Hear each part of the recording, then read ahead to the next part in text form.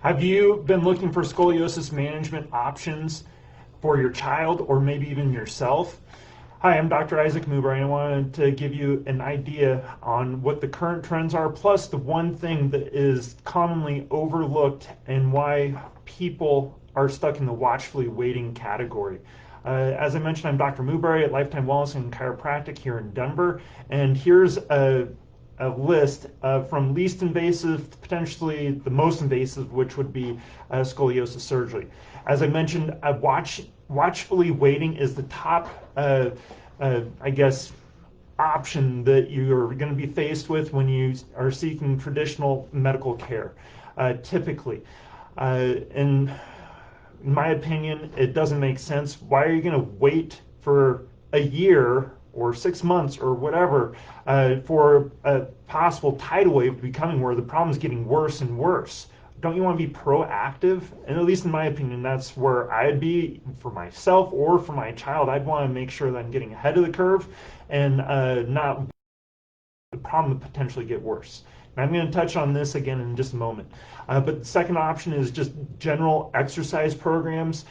Maybe it's yoga or Pilates, or maybe it's just general strengthening of the body, which doesn't usually address the neurologic component of scoliosis, which most scoliosis has a very, very strong, probably over 90% scoliosis people have a neurologic component that needs to be addressed. So the just general exercises alone is not going to do enough. The third option is going to be chiropractic, physical therapy, acupuncture. And again, probably more in a generalized sense. There are definitely more specific ways to address it if the practitioner has more of an acumen or further education in scoliosis therapy and treatment, as we do here in our office.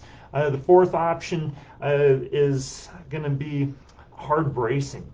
Usually from watchfully waiting, they'll go to hard bracing before they say, hey, now you need surgery, depending on how you do. Now, the reason why I think this watchfully waiting is so prevalent is because the outcomes for hard bracing are really poor, actually. Even though maybe for the year or two that somebody's in it, it might halt progression and there might be some improvement, but as soon as somebody comes out of it, then all of a sudden scoliosis usually increases and gets much worse at a much quicker rate of speed because it's not addressing the neurologic component, the brain component of what scoliosis seems to be actually triggered by.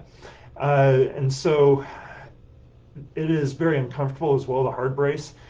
That's where the dynamic brace from spine cord comes into play. That's been around for over 20 years and had lots of studies done. It started up in Canada at a university up there, a grant to research it from the Canadian government, actually. And the spine cord brace is a dynamic elastic brace that allows people to have normal range and movement throughout the day, being more supported, increasing the quality of life, typically also improving the curvature, but that's not necessarily the main goal of it. It's to improve the quality of life for people, especially adults. A lot of kids don't have pain, but adults typically do, and that greatly impacts their quality of life and their ability to do activities, whether they can't walk a certain distance because of the pain they get. Their energy levels are much lower as well. So there's lots of reasons why the dynamic brace actually takes the trump card from in the bracing category. The hard braces definitely cannot do the same thing as the dynamic brace. Another option would be pharmaceutical intervention, whether it's injections or let's see, pills, taken pain control pills. And again, those aren't necessarily long-term options, as short-term benefit possibly, and not addressing the underlying cause for most people. The last option is most invasive, and that is scoliosis surgery, where it can be successful for some. Definitely research is showing around the 15 and 20 year mark after scoliosis surgery, they tend to need to be revised. That means you need another scoliosis surgery, which most of the time they don't even tell you that's going to be a high probability of what's going to happen down the road for you if you were to even get the surgery. So hopefully we have the article or the post as well here, and if you have any other questions, please don't hesitate to ask and reach out. We'll do a complimentary consultation over the phone to see what's going on, what your concerns are, and see if there's anything we can help you with or direct you towards. Again, thank you. Have a great day.